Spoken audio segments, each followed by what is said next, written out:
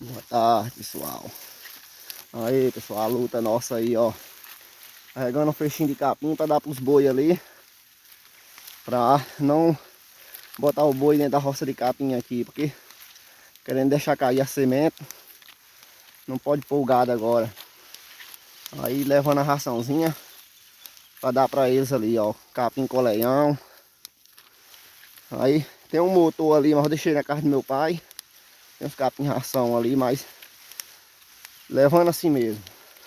Só o capim com leão. Tem muito dentro do sítio, eu tiro logo e já deixo o sítio limpo. E já traz pros boi. E aqui assim, ó. Feixe de capim.